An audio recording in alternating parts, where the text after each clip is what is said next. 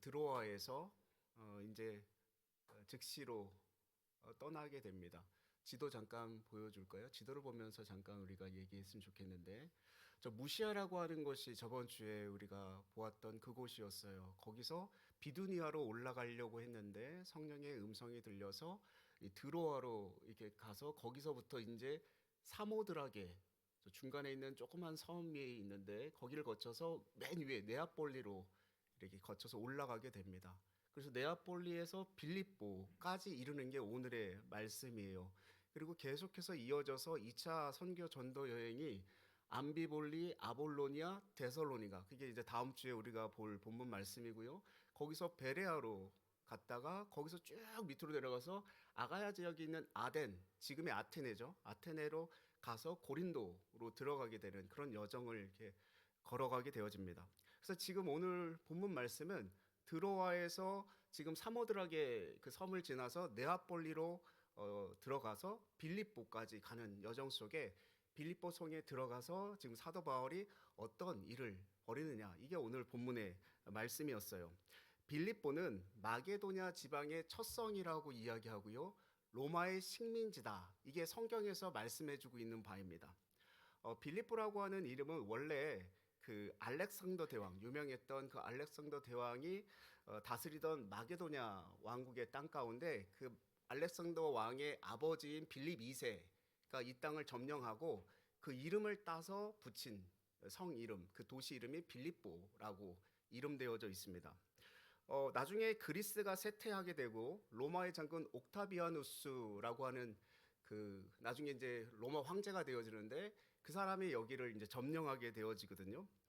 누가복음 2장에는 아구스도 왕이라고 명명되어진 사람이 옥타비아누스라고 하는 사람인데, 이 빌립보가 로마로 편제된 이후에 그 에그나티길이라고 하는 이스탄불에서 로마로 가는 길 가운데 굉장히 중요한 거점이 이 빌립보라고 하는 곳이었어요. 우리나라도 지금 그 지역 도시가 발달된 지역은 뭐가 발달되어지냐면 철도가 놓이고 고속도로가 놓인 곳에 그 도시가 발달하지 않습니까? 지금 이 빌립보도 로마로 들어가는 거점 도시, 거쳐가는 거점 도시였어요. 그러다 보니까 굉장히 중요한 어떤 도시였고요. 곡물이 풍성하고 금강이 굉장히 많고, 그리고 로마의 퇴역 군인들이 여기 와서 살게 되는, 그래서 그들에게 혜택을 참 많이 줬습니다. 시민권을 가지고 있는 사람들은, 로마 시민권을 가지고 있는 사람들은 세금을 면제해 줘 버렸어요. 그러니까 그 사람들이 여기 와서 사는데 그런 이익이 있으니까 많은 사람들이 여기 들어오게 되고, 이 빌립보라고 하는 지역은 더 또 발달되고 또 발달되고, 그래서 굉장히 로마의 어떤 작은 로마다라고 불려질 정도로 굉장히 중요한 도시였는데, 지금 그 도시를 누가 들어갔냐면 사도 바울과 그 일행이, 지금 일행이 그 들어가게 되어진 것을 말씀하고 있는 것입니다. 그게 13절에 같이 한번 읽어보겠습니다. 같이 한번 읽습니다. 안식일에 우리가 기도할 곳이 있을까 하여 문 밖 강가에 나가 거기 앉아서 모인 여자들에게 말하는데, 아멘. 유대인들은요, 그 어느 지역에 가든지 간에 유대인 10명만 모이면 회당을 만들었어요. 그래서 그곳에서 기도하고 예배드리고 또 회의도 하는 그런 일들을 계속 이루었었는데, 기도처를 찾고 있다라고 하는 것은 회당이 없다라고 하는 것을 이야기해 주고 있는 거고요. 그리고 그러니까 이 성에는 유대인이 그렇게 많지는 않았다. 이 빌립보라고 하는 지역에 유대인이 그렇게 많지 않았다라고 하는 것을 우리가 추측해 볼 수 있고, 또 한 가지는 이 이방인들, 이 유럽에 사는 사람들이, 이 그리스 사람들이 유대인들을 그렇게 호의적으로 생각하지 않았다라는 것도 한번 추측해 볼 수 있는 거죠. 그러니까 바울이 늘 어디를 가든지 항상 회당에 들어가서 복음을 전하고, 거기에 회당에는 누가 있습니까? 유대인들이 있었고 이방인들도 거기에 포함되어 있었어요. 그들도 그 지역의 사람들이 그곳에 와서 말씀을 듣고 회의를 하고 뭐 이런 일들이 있었는데, 지금은 이 빌립보 지역은 그런 곳이 없었다. 그래서 기도처를 찾았다라고 하는 것입니다. 그런 상황인 거예요. 근데 제가 기도처를 찾았다라고 하는 이 말씀을 통해서 이렇게 깨달아진 게 한 가지가 있어요. 그게 뭐냐면, 지금 사도 바울은 뭐하러 간 겁니까? 복음을 전하러 간 거잖아요. 예수 그리스도의 복음 선교하러 간 겁니다. 그러니까 일하러 간 거예요. 근데 일하러 갔는데 사도 바울이 제일 먼저 뭘 하는 겁니까? 기도처를 찾는 거예요. 기도자로서의 모습, 예배자로서의 모습을 그 자기의 어떤 어느 곳에 있든지 무슨 일을 하든지 하나님 앞에 예배하고 하나님께 기도하는 그런 모습을 지금 가지고 있다라고 하는 것이거든요. 제가 가끔 그런 생각이 들어요. 제가 주일에 예배하러 오는 건가 일하러 오는 건가? 제가요 이렇게 바쁘게 주일을 이렇게 보내다 보면 내가 하나님을 지금 예배하고 있는가? 그냥 일을 하고 있는 건가? 이런 생각을 한단 말입니다. 되게 중요한 문제 아닙니까? 제가 강단에 서서 말씀을 선포하는데 하나님의 말씀을 선포하는데 저에게 이게 예배자로서 하나님을 예배하지 않고 그냥 설교만 하고 그냥 내려간단 말입니다. 이거 심각한 문제죠. 그게 무슨 의미가 있어요? 제가 기도 부탁 많이 드리는데 제가 그 예배자로서 이 예배 드리는 이 시간 가운데 예배자로서 하나님을 사모하고 말씀을 사모하고 예배 드릴 수 있는 그런 목회자가 되게 해달라고 기도해 주셨으면 좋겠어요. 정말 중요한 문제 아닙니까? 목회자들이 예배에 일하러 오기 참 쉽습니다. 이게 전혀 말이 안 되는 말인데 그런 말들을 교회에서 종종 하곤 했었어요. 어떠냐면 목사님이 우리 교회에 은혜 끼치러 왔다. 목사님이 무슨 은혜를 끼칩니까? 하나님이 주시는 게 은혜고 예전에 부흥사들은 또 그렇게 내가 그 교회 가서 뒤집어 놓을 거야 뭐 이렇게 말씀하시기도 했었어요. 어떻게 뒤집어 놔요? 성령님이 아니고서 하나님이 아니고서 그런 태도를 가진 분들이 계셨어요. 그래서 우리가 기도자로서 먼저 예배자로서 예배하지 않으면 제가 지금 이 말씀을 나누는 것도 하나님 앞에 제가 예배자로서 서지 않으면 아무 소용 없잖아요. 그래서 또 기도 부탁하기는 예배를 섬기시는 분들을 위해서도 기도해 주셔야 돼요. 예배를 섬기시는 모든 봉사자들이 먼저 예배자가 되어야 되거든요. 예배 드리지 않고 그냥 남 섬기는 일만 하고 그냥 돌아가면 그분에게 뭐가 남아요? 반주하거나 앙상블이든 뭐 방송이든 안내든 예배를 섬기는 모든 분들이 예배자로 서야 됩니다. 먼저 예배 드려야 돼요. 하나님 앞에 예배를 드리고 예배를 통해서 하나님의 은혜를 경험해야 우리의 봉사는 의미가 있는 거 아니겠습니까? 하나님은 봉사자를 찾는 게 아니라 예배자를 찾으십니다. 저와 여러분 모두가 예배자로 하나님 앞에 성공할 수 있길 바랍니다. 그래서 그렇게 예배하러 기도하러 갔는데 누굴 만난 겁니까? 하나님께서 준비한 루디아를 만납니다. 자주장사 루디아, 옷감장사. 그 루디아를 만나는데 루디아는 하나님을 경외하는 섬기는 이방인이래요. 근데 하나님을 경외하는 그가 하나님의 말씀을 온전히 깨닫지 못하고 뭔가 미심쩍은 게 있고 여기에 해결되지 않는 뭔 지적 호기심 같은 그런 것들이 있었던 것 같아요. 해결되지 않는. 내가 하나님을 섬기긴 하는데 하나님을 경외하긴 하는데 이게 뭐지? 뭐가 조금 막혀져 있고 클리어하지 않게 깨끗하지 않게 하나님을 섬기는데 뭔가 막혀져 있는 것 같은데 근데 바울의 말을 듣는 동안에 하나님이 어떻게 하셨다고 성경은 말씀하고 있어요. 14절에 그 마음을 열어 주께서 그 마음을 열어 바울의 말을 따르게 하신지라 이렇게 말합니다. 주체가 누구예요? 주님께서 그 루디아의 마음을 열어 바울의 말을 따르게 한지라 성경이 그렇게 말씀하고 있는 거예요. 이 말은 무슨 뜻이에요? 선교하는 것은 말씀을 전하는 것은 또 증인된 사람들이 그 증거된 말을 받아들이는 것은 그 영혼의 마음을 열어서 하나님을 받아들이게 하는 것은 누가 하시는 거예요? 주님께서 하시는 거예요. 주님께서 하시는 것입니다. 우리 자신을 돌이켜보면 어느 때인가 누군가에게 이렇게 말씀을 들을 때 또는 누군가가 대화를 나누다가 말을 들을 때 가슴이 뜨거워지고 뭉클해지고 말씀 앞에서 마음이 무너지면서 정말 그렇습니다. 하나님이 나를 구원하여 주셨고 하나님만이 나의 구원자가 되십니다. 이럴 때가 분명히 있지 않습니까? 그때 그냥 우리의 마음이 울컥한 게 아니라 하나님께서 우리의 마음을 열어주셔서 주님을 보게 하는 거예요. 우리의 감정을 터치하시는 하나님이 우리의 마음을 만지시는 거죠. 그 마음을 열어주신 거예요. 저는 이 시간 가운데 하나님이 우리들의 마음을 열어서 하나님을 만나게 될 수 있기를 주님의 이름으로 축원드립니다. 우리가 하는 게 아닙니다. 하나님이 열어주시는 거예요.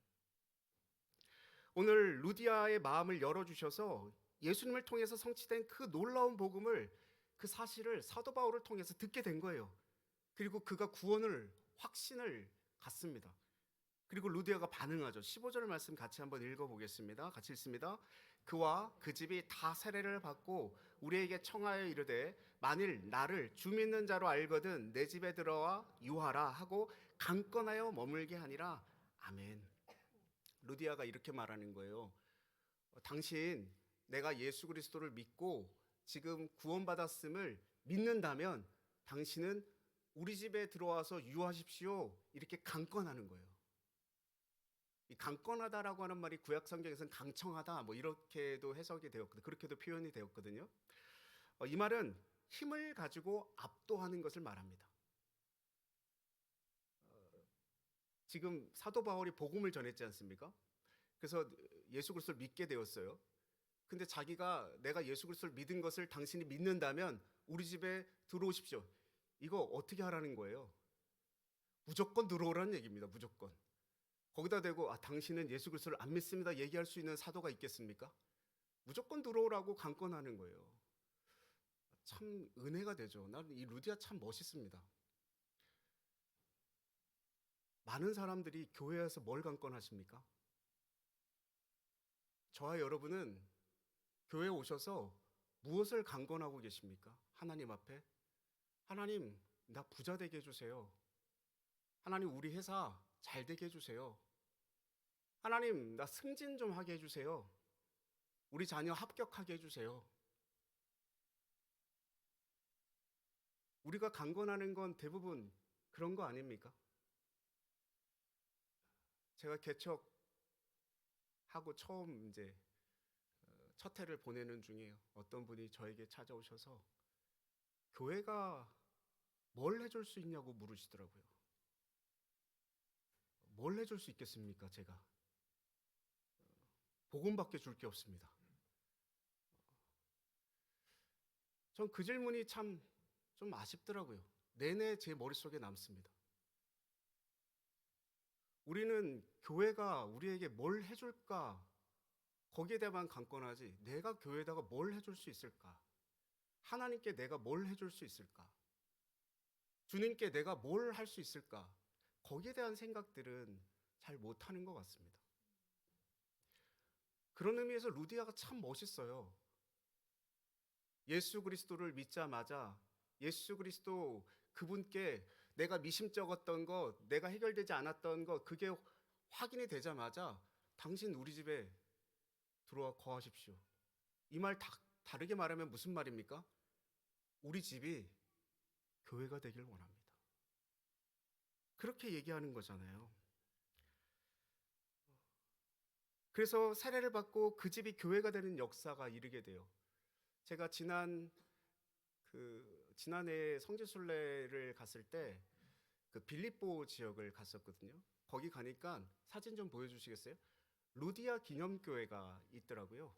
네, 이게 루디아 기념교회고 저 사진이 그 리디아 그 여인의 모습이 그 이 기념교회 되어져 있었던 것을 제가 찍었는데 다음 사진 한번 넘겨주시겠어요?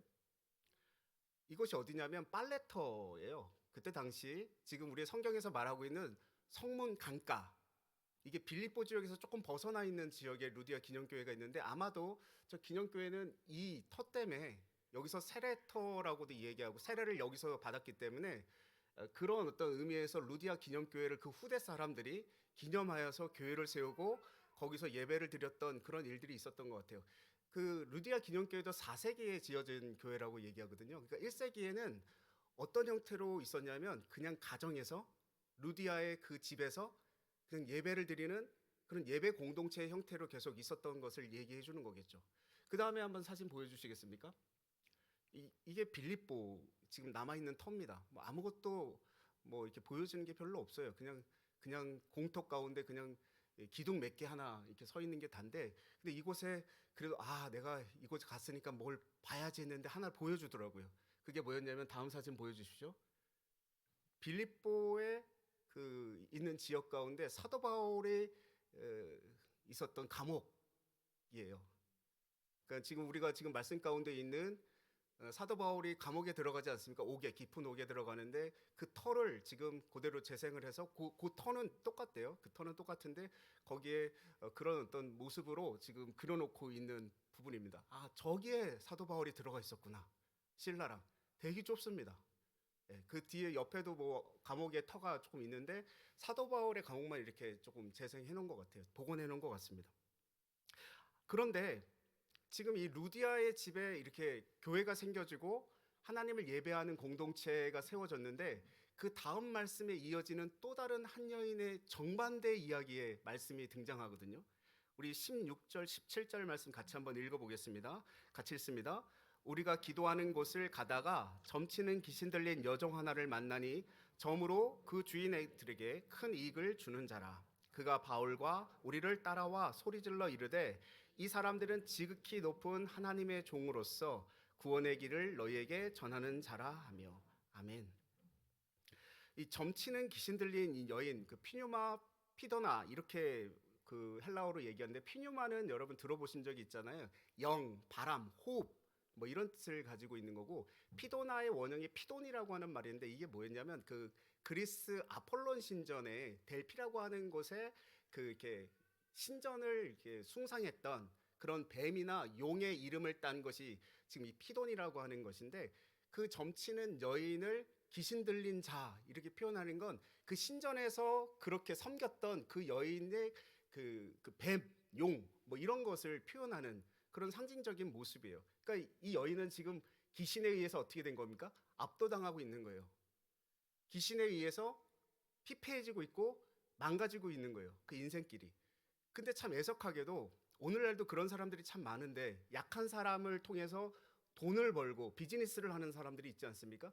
지금 이 여인을, 이 점치는 귀신 들린 이 여인을 통해서 돈을 벌고 비즈니스를 하는 사람들이 있었던 거예요. 근데 이 여인이 사도 바울이 그 기도처, 지금 빌립보에서 계속 기도처, 그 지금 아까 전에 보았던 성문 강가, 그곳을 왔다 갔다 했겠죠. 거하면서 왔다 갔다 하는데 계속 쫓아다니면서 소리를 지르니까 사도 바울이 괴로워하였다라고 이야기합니다. 괴로워하였다. 그러면서 사도 바울이 어떻게 합니까? 루디아를 만났을 때는 어떻게 복음을 전했어요? 말씀으로 전했죠. 말씀을 전했어요. 루디아에게 말씀을 전함으로 예수 그리스도를 믿게 하고 구원에 이르고 세례를 받았습니다. 근데 지금 이 점치는 귀신 들린 여인에게는 어떻게 합니까? 예수 그리스도 이름으로 명하노니 나가라, 이렇게 명합니다. 그랬더니 즉시로 그 귀신이 어떻게 됐어요? 나갔습니다. 구원함을 받아요. 지금 우리 가운데 묶여져 있고 속박되어져 있는 모든 것들도 예수 그리스도 이름으로 명하면 물러가게 될 줄 믿습니다. 여러분, 묶여 있는 거 주님께 다 구하십시오. 다 물러가게 될 줄 믿습니다. 근데 우리가 생각해 봐야 될 것이 이거예요. 루디아를 구원해 준 복음도 예수 그리스도의 복음이고요. 지금 이 점치는 귀신 들린 여인을 그 나가게 해주고 선포한 것도 예수 그리스도의 복음이지 않습니까? 이거는 복음이 아니고 이건 복음이고 뭐 이런 게 있습니까? 말씀으로 선포한 것, 그리고 귀신을 쫓아내고 나가라 명한 것도 예수 그리스도의 복음이었다라는 거예요. 그러니까 예수 그리스도의 복음이라고 하는 것은 어떤 형편과 어떤 상황에 있는 사람에게도 생명의 말씀이 되고요, 길이 되는 것입니다. 이걸 우리가 분명히 믿어야 돼요. 여기 앉아 계신 여러분들과 저는 분명히 달라요. 예수 그리스도를 만나는 일이 다른 거예요. 어떤 사람에게는 이렇게 예수 그리스도가 임하고요, 어떤 사람에게 이렇게 임하는 겁니다. 그 자기가 가지고 있는 형편과 사정에 따라서 하나님을 만나는 일이 다 다른 거예요. 똑같을 수 없죠. 내가 이렇게 만났으니까 당신도 이렇게 만나십시오. 이거 있을 수 없는 일입니다. 어떤 묶임이 있는지도 다 다르지 않습니까? 어떤 분은 병이 있고요. 어떤 분은 재정적인 어려움이 있고요. 어떤 분은 사업이 막혀가지고 고통스러운 분이 있고요. 어떤 분은 가정의 문제 때문에, 가족의 문제 때문에, 자녀의 문제 때문에 계속 힘들어하고 괴로워하는 분들이 있을 수 있단 말입니다. 지적인 호기심 때문에 이게 풀리지 않아서 괴로워하는 분들도 있을 수 있다는 거죠. 그 처지와 형편이 다 다른 거예요. 그런데 이 모든 사람에게 예수 그리스도의 복음은 구원의 길이 되는 것입니다. 이걸 우리가 믿어야 돼요. 그래서 교회가 좀 복잡할 수 있습니다. 귀신 들린 사람도 있을 수 있고요. 이 지적 문제를 가지고 있는 그런 호기심을 가지고 있는 사람이 있을 수 있어요. 그래서 이성적 접근으로 계속 문제를 풀어나가는 사람이 있을 수 있고요. 어떤 사람 그냥 신비적인 어떤 기도, 간구를 통해서 하나님을 만나고 그 하나님의 은혜를 경험하는 사람들도 물론 있을 수 있다는 거예요. 귀신 들린 사람도 존경받는 사람도 교회 안에는 다 있을 수 있는 거죠. 그 같이 있는 것이 뭐예요? 그게 교회예요. 쉽지 않겠죠. 쉽지 않아요. 근데요, 저희 여기 모이신 모든 분들이 다 똑같아요. 똑같은 생각을 가지고 있고, 똑같은 모습을 가지고 있고, 똑같은 가치관을 가지고 있고, 똑같은 형편에 놓여 있고, 그거 교회라고 얘기하기 어렵습니다. 성경에서 말하고 있는 교회는 다 그래요. 쉽지 않겠죠. 근데 보십시오. 지금 세상은 뭐를 추구합니까? 다 자기가 옳다고 하는 그것에 같은 생각을 가진 사람들끼리 모여요. 그리고 힘을 합칩니다. 그리고 세력이 돼요. 그걸 가지고 힘, 능력, 그것을 발휘하는 그런 단체들이 지금 생겨나고 있잖아요. 계속. 이 시대를 막론하고 끊임없이. 근데 교회는 그렇지 않다라는 거예요. 교회는 각자가 다 다른 생각을 가지고 있고 다른 가치관을 가지고 있는데 한 분 하나님을 믿는 거예요. 예수 그리스도의 복음을 가지고 있는 거예요. 성격도 다르고 믿음도 다르고 모든 것이 다 다르지만 하나 되어서 이곳에서 하나님을 예배하는 공동체로 세워져 가는 겁니다. 세상이 그런 교회를 보면 기뻐하지 않겠습니까? 지금 빌립보에 그런 교회가 생겨나는 겁니다. 진리에 대한 목마름이 분명히 해결되는 놀라운 역사가 교회가 세워질 때 있고요. 속박되어서 사슬에 매어서 흑암 가운데 있는 자유가 교회가 세워질 때 분명히 임하게 되는 거예요. 이 여자를 이 구원함을 받았는데 그 여자를 통해서 돈을 벌던 사람들은 어떻게 돼요? 너무 억울한 거죠. 돈줄이 다 끊겨버리니까. 그러니까 20절 21절에 보면 이렇게 말합니다. 상관들 앞에 데리고 가서 말하되 이 사람들이 유대인인데 우리 성을 심히 요란하게 하여 로마 사람인 우리가 받지도 못하고 행하지도 못할 풍속을 전한다 하거늘. 그래서 막 고발하니까 상관들이 옷을 찢어서 벗기고 매를 때리라고 명령을 해요. 그러니까 사도 바울이 매를 맞잖아요. 그리고 깊은 옥에 갇혀집니다. 근데 생각해 보세요. 마게도냐로 왜 왔습니까? 하나님이 부르셔서 왔어요. 성령의 이끌림을 받아서 이곳에 왔단 말입니다. 그리고 사도 바울이 여기서 한 거는 기도하고 말씀 선포하고 귀신 들린 자 쫓아내고 복음으로. 근데 매를 맞아요. 누구를 자유롭게 하는 그런 어떤 성령의 역사를 이루었는데 매 맞는 고통을 당합니다. 우리가 기도했고 우리가 기도했던 일들이 순적하게 어려움이 없이 잘 풀려나가는 것을 볼 때 성령께서 응답하시는 것이다. 그 틀린 말은 아닙니다. 그러나 그것을 가지고 모든 응답의 기준을 삼는 것은 사실 주님의 말씀을 무시하는 것 아니겠습니까? 왜요? 주님이 제자들을 파송할 때 뭐라고 얘기했어요? 야, 내가 너희들을 보내는 것은 양을 이리떼 가운데 보내는 것과 같아. 이 말은 무슨 말입니까? 가면 너희들 고통당할 거고 매 맞을 거고 핍박 당할 거고 사람들한테 억울함을 당할 거고 그걸 지금 예수님께서 제자들에게 말씀해 주고 있는 거 아닙니까? 근데 염려하지 마. 너희들이 말하는 게 아니고 너희 입술을 통해서 말하는 건 성령님께서 이끄셔서 말하는 것이 될 거야. 주님이 가면 주님은 우리가 가면 실패할 거, 거절당할 거, 어려움 당할 거 다 말씀해 주셨는데 우리는 그거 인정하고 싶지 않은 거예요. 근데 인정해야 됩니다. 하나님을 사랑하고 하나님의 명령을 따라 우리가 순종하고 걸어왔지만 고난이 예외가 아닙니다. 1부 때도 아멘 안 하시던데. 원래 뭐 우리 교회야 뭐 제가 아멘 뭐 이렇게 막 강요하고 뭐 이런 교회가 아니어서 많이 안 하시지만 그래도 아멘 계속 나왔거든요. 고난 당한다 그러니까 아멘 안 하시잖아요. 이게 어쩌면 우리의 심정인지 몰라요. 누가 고난 당하고 싶은 사람이 누가 있습니까? 어려움 당하고 싶은 사람이 누가 있겠어요? 다 잘 되고 싶죠. 다 잘하고 싶고. 그게 우리네 마음이에요. 근데 성경은 그렇지 않다라는 겁니다. 하나님을 따라가도 하나님을 순종해도 하나님의 말씀대로 잘 살아가도 고난이 예외가 아니래요. 근데 분명히 기억할 게 있습니다. 우리가 고난 당해도요, 하나님은 수치를 당하지 않으셔요. 그게 무슨 말이냐면 우리의 고난을 통해서도 하나님은 뭘 받으십니까? 영광을 받으셔요. 이게 성경이 계속해서 우리에게 말씀해주고 있는 거예요. 그래서 바울과 실라가 감옥에서 갇혔는데 로마 시민권자다 이거 말 안 하고 그냥 그 속에서 뭐 하고 있습니까? 25절 말씀 보십시오. 같이 한번 읽습니다. 한밤중에 바울과 실라가 기도하고 하나님을 찬송하며 제수들이 듣더라. 아멘. 억울하게 맞고 감옥에 갇혔는데 지금 바울과 실라가 하고 있는 건 기도하는 거고 찬송하는 거였어요. 그리고 그들이 기도하고 찬송하니까 지진이 일어나고 옥문이 열리고 발에 차고 있던 착고가 풀려지는 거예요.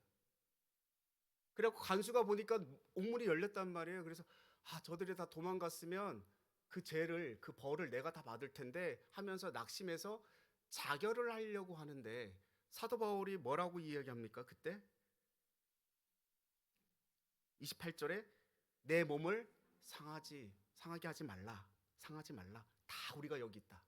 여기서 다라고 할 때 우리가 다 여기 있다고 할 때 바울과 실라만 이야기하는 걸까요? 아니면 그 옥에 있는 모든 사람들을 얘기하는 걸까요? 그렇죠? 네, 너무 잘 알고 계시네요. 그 다라고 하는 말이 헬라어로 하판테스라고 하는 단어를 사용하는데 전체, 모두라고 하는 의미를 가지고 있어요. 그러니까 옥에 있었던 모든 제수들이 하나도 도망간 사람이 없어요. 왜 그렇습니까? 그들이 옥에서 사도 바울과 실라가 기도하고 찬송하는 소리를 듣더라. 성경은 이렇게 말해요. 무슨 기도를 했는지 어떤 찬송을 했는지 성경은 기록하고 있지 않지만 아마도 복음의 기도를 하지 않았겠습니까? 제가 병원 신방 가면요, 저희 교회 성도님 병원 신방 가서 그분에게 기도해주고 뭐 요즘은 병원에 가기도 참 어려운 시대가 됐는데 가면 그분만 기도해 드리는 게 아니고요, 그 병실에 있는 다른 분들도 같이 기도를 해드려요. 동일하게 이 병실에 있는 이분들이 병이 하루속히 나을 수 있기를 바랍니다. 저분들의 예수 그리스도를 모른다면 예수 그리스도의 복음이 저들에게도 들어가기를 원합니다. 사도 바울이 그곳에 앉아서 자기들의 구원을 위해서 기도했을까요? 아니에요. 거기에 복음의 기도를 했을 것이고, 그리고 이곳에 있는 모든 자들에게 하나님의 구원이 열리기를 기도했을 거예요. 그리고 하나님의 영광을 찬송했을 거예요. 그걸 제수들이 다 들었어요. 옥문이 열려도 도망갈 수가 없죠. 들었으니. 그리고 그 옥문이 열리고 내 몸에 상하게 하지 말라 그렇게 얘기하니까 그 간수가 어떻게 합니까? 와서 엎드립니다. 엎드려요. 사도 바울이 전도했습니까? 복음을 전했습니까? 복음을 선포했습니까? 아니요. 지금 간수에게 그런 말 한 적이 없어요. 그런데 그가 와서 엎드렸어요. 그리고 뭐라고 얘기합니까? 30절 말씀 한번 보십시오. 같이 한번 읽습니다. 30절입니다. 그들을 데리고 나가 이르되 선생들이여 내가 어떻게 하여야 구원을 받으리이까? 아멘. 어떤 기적적인 일로 도망갈 순간이 왔는데도 도망하지 않는 걸 보니까 이게 나를 위해서 도망하지 않은 것 같이 보여지는 거예요. 그거를 이 간수가 깨달아진 것 같아요. 그러고 묻는 질문이 뭐냐면 어떻게 해야 구원을 얻을까? 이거는 신앙적인 질문은 아니었습니다. 이에게는 지금 신앙이 들어가지 않았기 때문에 신앙적 질문은 아니었어요. 어떤 질문이었냐면 도대체 내게 없는 당신에게 있는 그것은 무엇입니까? 이걸 물은 거예요. 나는 당신같이 할 수 없는데 어떻게 그렇게 행할 수 있습니까? 이걸 묻고 있는 거예요. 도대체 무엇 때문에 당신은 그렇게 사는 겁니까? 여러분, 그리스도인이 받아야 될 질문 아닙니까? 세상의 사람들이 우리가 살아가는 동안에 도대체 당신은 내게 없는 그것이 당신에게 있는 것 같은데 도대체 그게 무엇입니까? 뭐 때문에 그렇게 살아가는 거예요? 뭐 때문에 그렇게 손해보는 거예요? 뭐 때문에 죽음을 각오하는 거예요? 뭐 때문에 당신은 아무것도 아닌 것에 목숨을 겁니까? 그 질문을 우리가 받아야 되는 거 아닙니까? 지금 사도 바울과 실라는요, 지금 간수에게 그 질문을 받고 있어요. 그때 사도 바울이 우리에게 정말 익숙한 복음의 말씀을 선포하죠. 31절 말씀 보십시오. 같이 한번 읽습니다. 이르되 주 예수를 믿으라. 그리하면 너와 내 집이 구원을 받으리라 하고 아멘. 지금 사도 바울이 그에게 말한 주 예수를 믿으라라고 하는 말은 굉장히 중요한 선포였습니다. 지금 우리에게는 아무렇지도 않은 그런 일이지만 그들에게 주는 누구였습니까? 로마 황제였어요. 로마 시민이 되면 항상 뭐를 하냐면 그들이 말하는 끼리오, 그 주라고 하는 그 황제에게 내가 모든 것을 충성하겠습니다, 순종하겠습니다라고 선서를 해요. 그러니까 그들에게 있어서 주는 누굽니까? 황제예요. 근데 지금 사도 바울이 선포한 주 예수 그리스도를 믿으라, 이 주는 누굽니까? 끼리온. 그 앞에 톤이라고 하는 정관사가 붙었어요. 유일하신 예수 그리스도.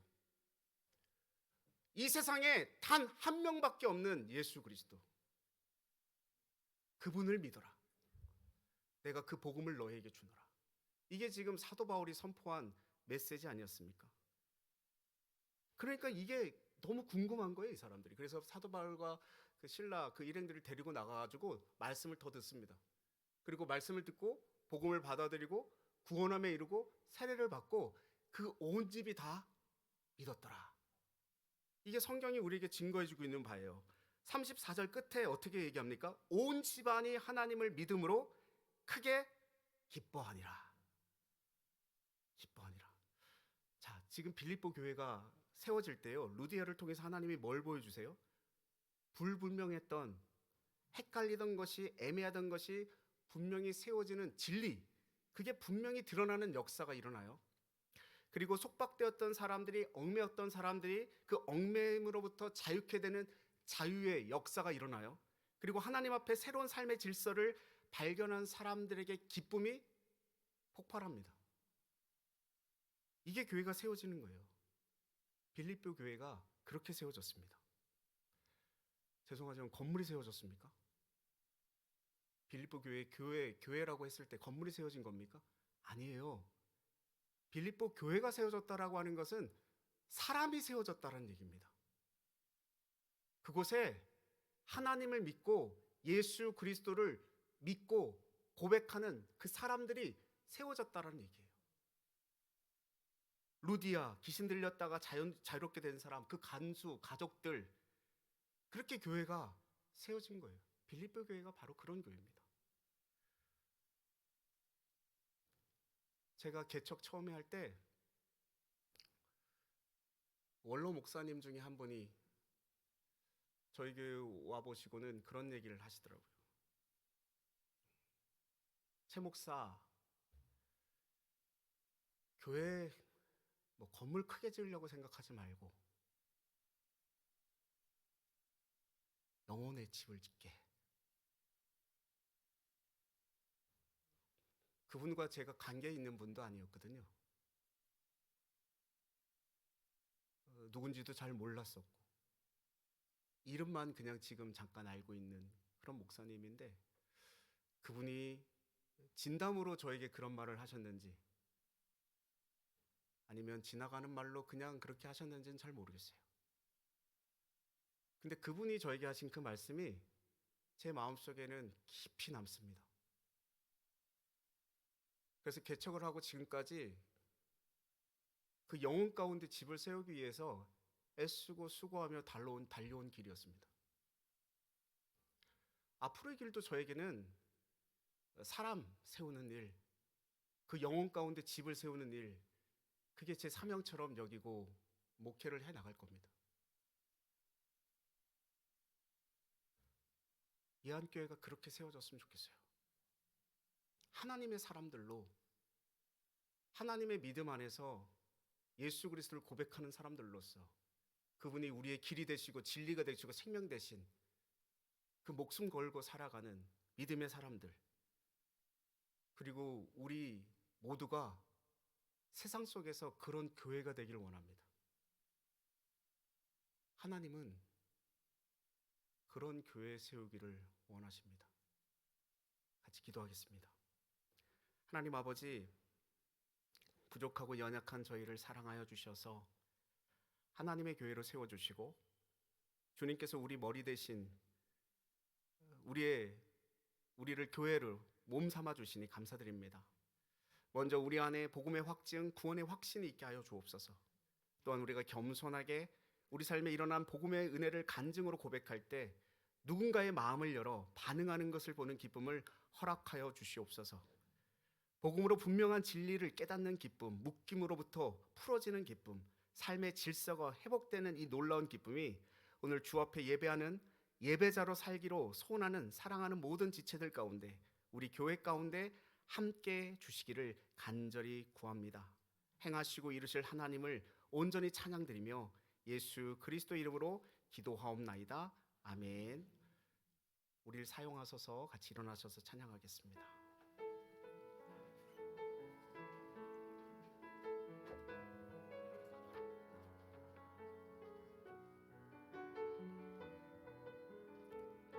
우리에겐 소원이 하나 있네.